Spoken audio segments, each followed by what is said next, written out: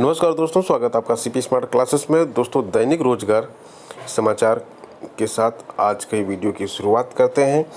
तो दोस्तों, विभिन्न समाचार पत्रों में जो खबरें छपी हैं उनमें 69,000 शिक्षक भर्ती, एलटी ग्रेड और अन्य परीक्षाओं की खबर है। तो सबसे पहली जो खबर देखते हैं वो है काउंसलिंग के लिए 31 मई को जारी होगी मेरिट। 69,000 शिक्षक भर्ती में जैसा कि आपको मालूम है कि 1,40,060 अभ्यर्थी पास हुए थे। जब आवेदन करने की बारी आई तो 9,439 अभ्यर्थी आवेदन नहीं किए हैं। तो अब इसकी मेरिट के साथ तय की जाएगी जिला आवंटन। जैसा कि मैंने आपको बताया था, 69,000 लोगों की मेरिट बनाई जाएगी। मेरिट रैंक 1 से लेकर 69,000 तक की मेरिट बनाई जाएगी और इसके बाद इनको जिला दे दिया जाएगा। क्योंकि 69,000 पद हैं तो सबसे पहले 69,000 लोगों को ही बुलाया जाएगा। उसके बाद जो खाली सीटें बचेंगी उस पर सेकंड काउंसलिंग होगी। तो यहाँ पे देखिए इसमें क्या लिखा हुआ है।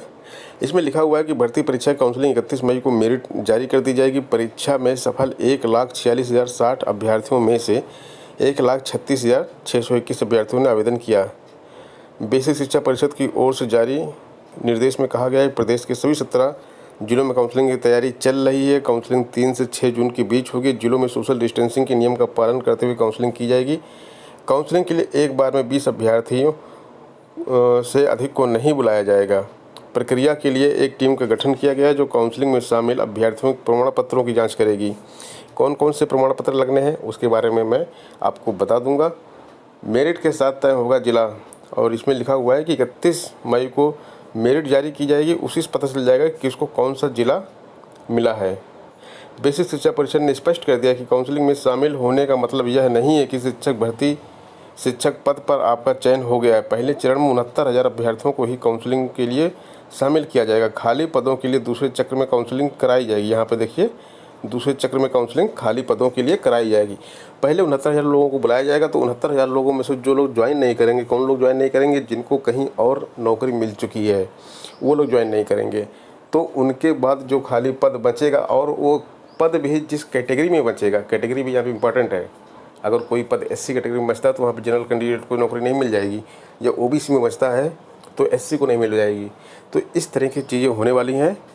तो कैटेगरी पर भी डिपेंड करता है ये सारी चीज़ें। तो जो पद खाली होंगे वहाँ पर सेकंड काउंसलिंग होगी। सेकंड के बाद फिर थर्ड होगी, फिर फोर्थ होगी। इस तरह से काउंसलिंग होती रहेगी जब तक पूरे 69,000 पद भर न लिए जाएं। तो इसमें सबसे बड़ा जो रोड़ा है वो है कि जो 68,500 में जो चयनित छात्र हैं वो अपना दावा छोड़ें, और एलटी ग्रेड के छात्र उनको ज्वाइनिंग मिल जाए तो उनका भी दावा छूट जाएगा। तो देखिए यहाँ पे 68,500 की भर्ती वाले जो छात्र हैं, 1,46,000 लोग पास हुए थे। करीब 15,000 चयनित हैं। यहाँ पे लिखा हुआ है, साफ साफ देख लीजिए, 15,000 68,500 वाले यहाँ पे 69,000 में चयनित हैं। तो ये 15,000 की संख्या बहुत बड़ी संख्या होती है। और इसके साथ साथ एलटी ग्रेड के जो छात्र हैं, यहाँ पे देखिए लिखा हुआ है, एलटी ग्रेड के छात्रों ने नियुक्ति मांगी है। 13 विषय के जो छात्र हैं वो नियुक्ति मांग रहे हैं। 10,768 पद थे। इस पर अभी 10,768 का चयन नहीं हुआ है। 13 विषयों खाली रिजल्ट निकाला गया, 2 विषयों का रिजल्ट अभी बाकी है। तो ये छात्र भी अपनी नौकरी मांग रहे हैं। अगर इनको नौकरी यहाँ पे मिल जाएगी तो ये 69,000 शिक्षक भर्ती में शामिल नहीं होंगे। अदरवाइज अगर इन्होंने काउंसलिंग करवा ली, काउंसलिंग करवाने के बाद इनको कॉलेज स्कूल अलॉट कर दिया गया तो वो पद आपका बेकार चला जाएगा। इसलिए एलटी ग्रेड के छात्र जिस तरह से संघर्ष कर रहे हैं, और मैं 2-3 वीडियो के माध्यम से आपसे अपील भी कर चुका हूं कि उनका अभी आप साथ दीजिए। एलटी ग्रेड के छात्र कोई भी मौका नहीं चूक रहे हैं इसमें। कल सीएम योगी आदित्यनाथ जी ऑनलाइन आए थे तो उन्होंने वहाँ पर भी चैट बॉक्स में जाके एलटी ग्रेड की भर्ती की बात की। ये देखिए, कल सीएम साहब ऑनलाइन आए थे और प्रवासी मजदूरों के बारे में बात करने आए थे। तो वहाँ पर एलटी ग्रेड ही छाया रहा। पूरा सारे कमेंट एलटी ग्रेड के बारे में ही होते रहे। यहाँ पे देख लीजिए एलटी ग्रेड, और सारे कमेंट, अधिकतर कमेंट सब एलटी ग्रेड के बारे में ही हो रहे थे। यहाँ पे देख लीजिए एलटी ग्रेड लिखा हुआ है। तो ये छात्र कोई भी मौका नहीं चूक रहे हैं। जहाँ भी संघर्ष इनको करना पड़ रहा है वहाँ पे कर रहे हैं। आप लोगों से भी मैंने कहा था कि इनके संघर्ष में इनका साथ दें, कि इनकी इससे आप लोगों का ही भला है। जिन छात्रों ने फॉर्म भरने में गलती कर दी है वो लगातार धरना प्रदर्शन कर रहे हैं और कह रहे हैं कि अगर संशोधन का मौका नहीं मिलेगा तो अनशन करेंगे। शुक्रवार को बड़ी संख्या में अभ्यर्थी सचिव बेसिक शिक्षा कार्यालय पहुंचे। अभ्यर्थियों का कहना है कि वो आवेदन में संशोधन के लिए लगातार कार्यालय आ रहे हैं, लेकिन उनकी सुनवाई नहीं हो रही है। अभ्यर्थी रोहित तिवारी ने कहा कि यदि उनकी सुनवाई नहीं हुई तो 1 जून से परिषद कार्यालय पर अनशन करेंगे। आवेदन में संशोधन की मांग को लेकर बांदा से आई प्रियंका सिंह का कहना है कि 10वीं का पूर्णांक गलत हो गया है, सचिव समस्या का निदान करें। पीसीएस प्री को केंद्र निर्धारण के लिए बड़ी चुनौती आ रही है। पीसीएस प्री 2020 की परीक्षा जो अभी रुकी हुई है 21 जून को प्रस्तावित है।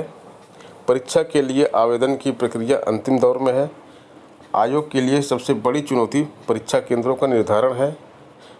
प्रदेश के तमाम जिले रेड जोन में हैं जहां परीक्षा केंद्र नहीं बनाए जा सकते, जबकि आयोग को सोशल डिस्टेंसिंग का पालन कराने के लिए इस बार अतिरिक्त परीक्षा केंद्रों की जरूरत पड़ेगी।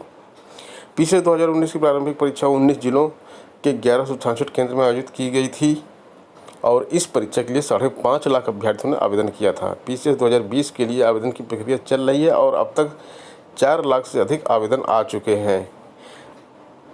पिछली बार जिन जनपदों में केंद्र बनाए गए थे उनमें कानपुर नगर, आगरा, लखनऊ, मेरठ, आजमगढ़ जैसे ज़िले भी शामिल थे, जहां पर इस समय कोविड-19 की महामारी तेज़ी से फैली हुई है। आयोग को परीक्षा केंद्रों के निर्धारण से पहले संबंधित जिला प्रशासन से अनुमति लेनी होगी और मौजूदा परिस्थितियों में जिला प्रशासन के लिए हज़ारों की संख्या में अभ्यर्थियों को संभाल पाना मुश्किल होगा।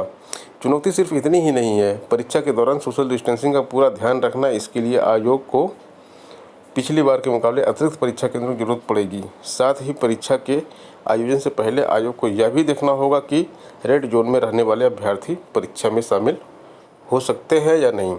तो ये सारी चीज़ें हैं और इसके साथ साथ अभी भी इसके बारे में कोई इन्फॉर्मेशन नहीं आई है कि परीक्षा जो है समय पर होगी या फिर पोस्टपोन होगी। शिक्षक भर्ती में धांधली का आरोप लगाकर एफआईआर दर्ज कराने की मांग की जा रही है। प्रदेश के एक उच्च स्तरीय अधिकारी और सामाजिक कार्यकर्ता की ओर से बेसिक शिक्षा परिषद की सहायक अध्यापक भर्ती परीक्षा में धांधली का आरोप लगाकर एफआईआर दर्ज कराने की मांग संबंधी खबर सोशल मीडिया पर वायरल होने के बाद शुक्रवार को दिन भर हड़कंप मचा रहा।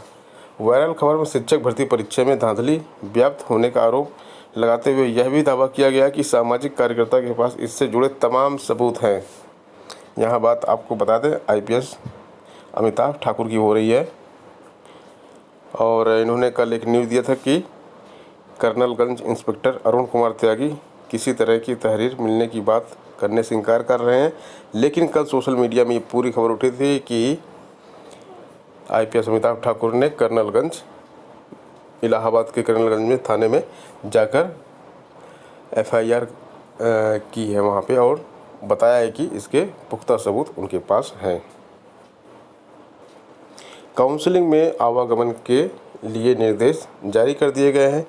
बेसिक शिक्षा परिषद विभाग की अपर मुख्य सचिव रेणुका कुमार ने आदेश दिया है, दूसरे जिलों में जाने पर साथ रखें जरूरी अभिलेख आपको साथ रखने हैं जिससे आपको कहीं पर कोई दिक्कत नहीं आएगी।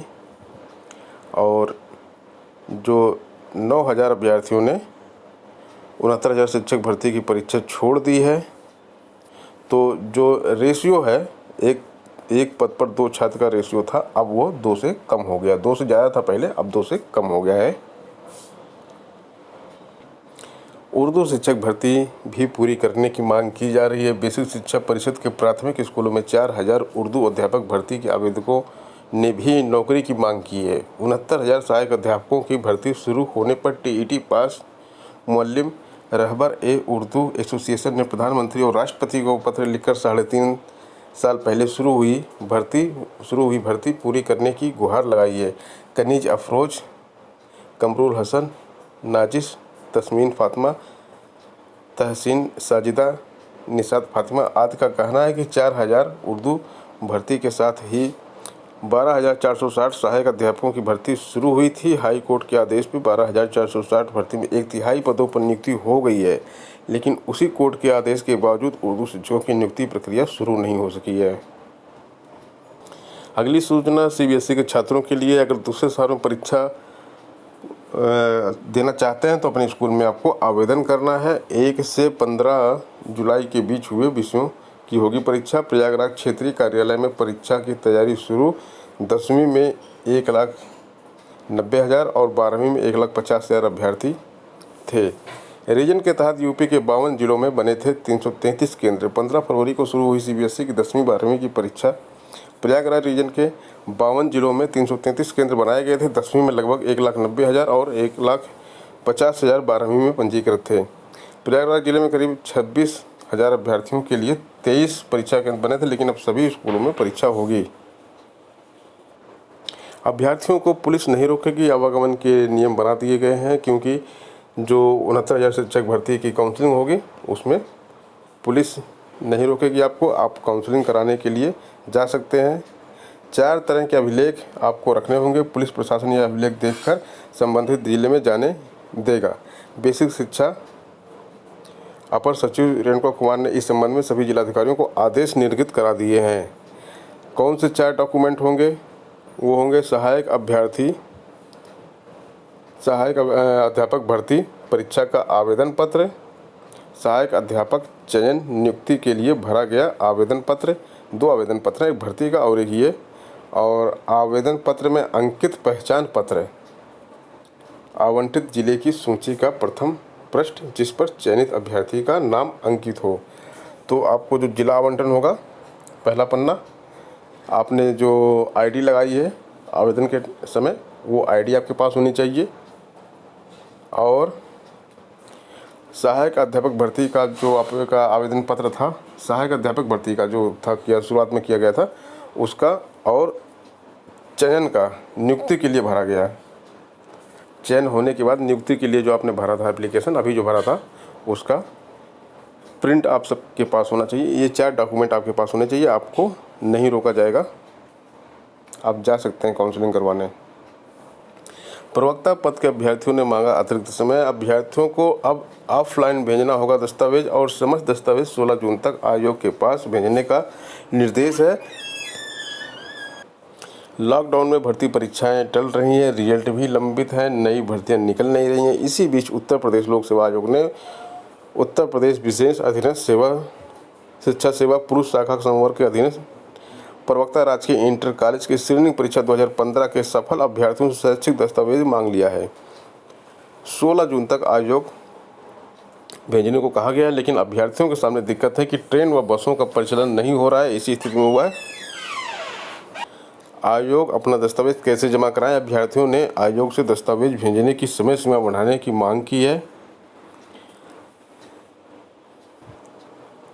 69,000 शिक्षक भर्ती में 142 प्रश्नों पर आपत्ति की गई थी। 150 प्रश्न थे, 8 प्रश्नों को बख्श दिया गया था। तो जो ये आपत्ति का जो सिस्टम है, क्या ये 150 प्रश्नों में से क्या 142 प्रश्न गलत थे? ये कल्चर बन गया है कि कोई परीक्षा होती है तो ढेर सारी आपत्ति आ जाती है, जिससे परीक्षा के समापन में विलम्ब होता है, ज्वाइनिंग में विलम्ब होता है आप लोगों के। तो इस तरह से छात्र जो करते हैं फालतू की आपत्ति, उससे बचना चाहिए।